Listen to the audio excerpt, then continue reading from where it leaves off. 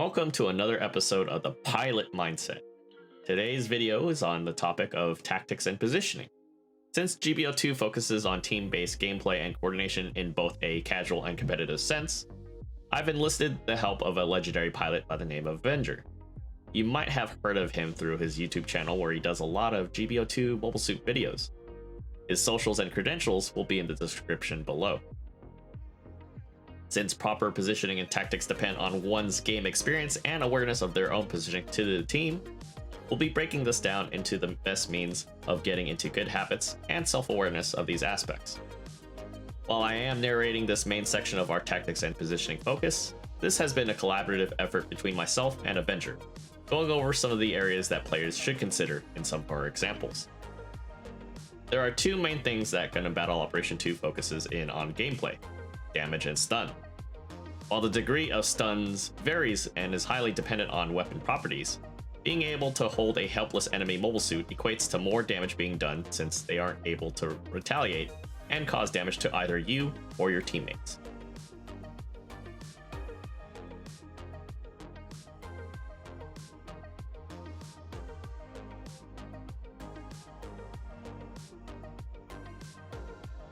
As a general type mobile suit, you'll be primarily on the front lines and will be tasked with engaging other generals and acting as a proactive buffer for your support versus raid type mobile suits. Initiating a stun followed by a downswing is the quickest and easiest way to make an enemy target more vulnerable to damage. The purpose behind this simple method is to create a temporary instance where you have the numbers advantage and be able to address a more pressing target, or reposition back into a more advantageous position. Ideally, if you're able to lock down an enemy raid mobile suit, you're also allowing your support mobile suit to do work and make opportunities for your team to push and shift the balance of the match in your favor. In addition, just target swapping every single attack isn't necessarily the best strategy, nor is the best for your team. Therefore, it's important to be mindful of the battlefield and know when to punish with your downswing or to swap targets. This is also dependent if your teammates are in immediate danger as well. Despite this, shooting focused or more well-rounded generals won't be following these principles all the time. Shooting focused or at least shooting capable generals are often best positioned ahead of their support, but not full-on frontline positioning either. This should give them a bird's eye view of the battle situation so they can do things like intercept incoming raids or stay in a safe position to keep dealing stuns and damage. This applies most to generals like the Methis, Ashamar, or Gun Cannon Heavy Type D, among others. Though there is a multitude of all-rounder generals capable of creating opportunities for the team up front or staying back and shooting as a situation calls for it. This would apply to mobile suits such as the Jigen, Jeddah, or Yakushiki Kai, among others. So it is important to recognize when your team needs more assistance in a melee brawl, or if it's best just to stay safe and keep shooting. Following this guideline will give you a better chance to win fights, do high damage on the match board, and overall make you a better player in the long run. As a raid type mobile suit, your ultimate goal is to disrupt the enemy team and destroy the enemy support. There will be some instances where you might have to make an opportunity for yourself to accomplish the mission, especially if the front line of your team isn't able to make any headway. Other situations include where you might have to help your team in holding an advantageous position or situation, so be flexible as the situation warrants it. Additionally, since you're the only specialist in your team that has a damage advantage against support types, mistakes weigh in a lot heavier than playing as a general. However, one thing that does carry over from general mobile suit play that can apply here as well is the stun to downswing methodology. Tying into the same philosophy can upset the tempo of the enemy team and grant that extra push either you or your team needs to win. As a support type mobile suit, you'll be focused on providing consistent damage output and stuns from a safe distance, while providing information on enemy durability. Now, I said a safe distance and not in the back somewhere. The reason for this is that all too often are there instances where the support sits at the edge of their effective weapon range, being effective against a lone target, and also away from immediate help should the raid mobile suit find it. Realistically speaking, being at a range where all your weapons overlap effectively is the most optimum place you want to be while as a support mobile suit. But like the raid role, you are a lone unit, therefore are very important to a squad, and mistakes significantly hinder a team's ability to win. Additionally, since you're generally the only mobile suit that has a skill that allows your team to see the remaining health points of an enemy unit, you generally want to be close to where your team is.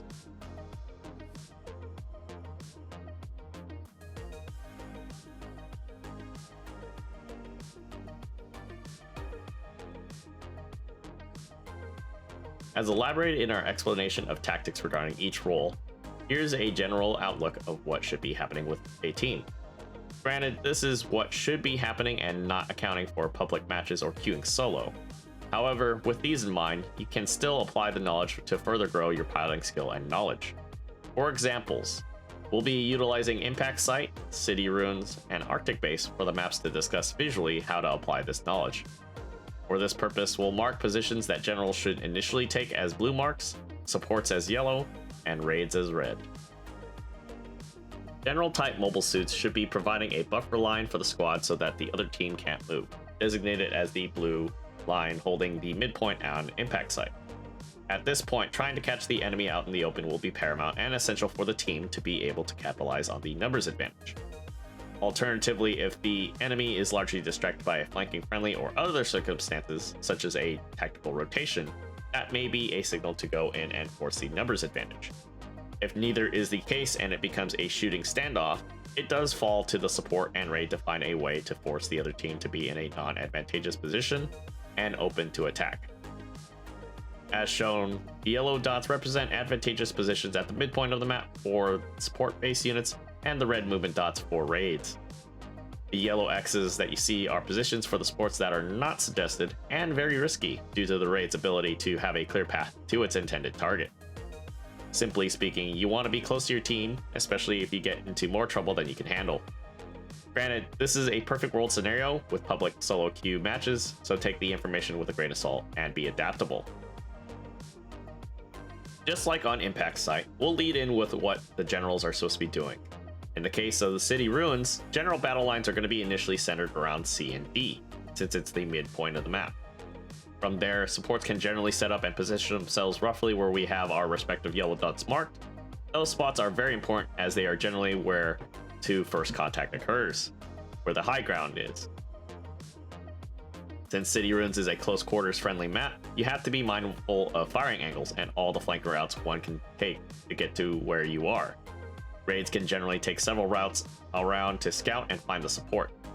But since most public matches start with teams running circles around the Thunderdome, it's sometimes better to rotate wide and avoid getting tied up by the enemy general line.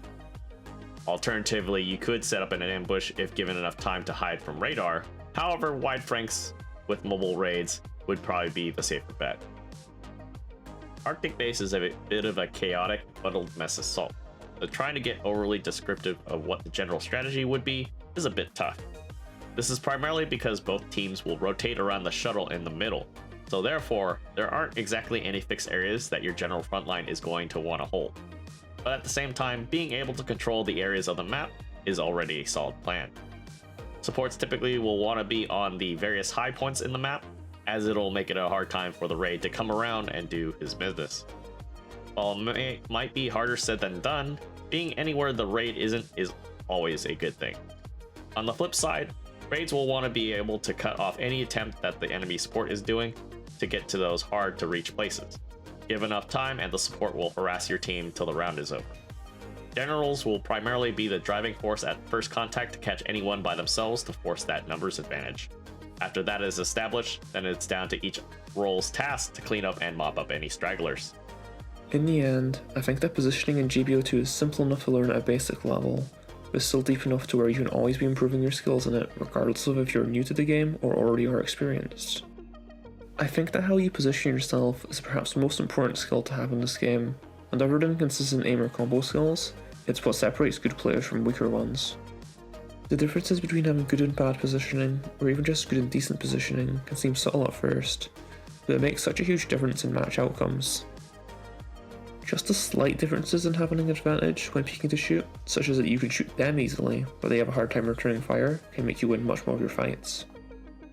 Even if your aim isn't the greatest, an advantaged position on the map to hold, or camera advantage when rounding corners, can make up for that and then some. If you ever have trouble with learning this, or need a refresher, then I would recommend watching gameplay of good Japanese players on YouTube, such as Akakura or Osoba, so you can try to take notes or just to observe how they position, what risks they take, and so on. Thank you very much for sticking around until the end, and for those trying out GBO2 on PC via Steam, I hope that you find learning and playing the game to be a very enjoyable experience.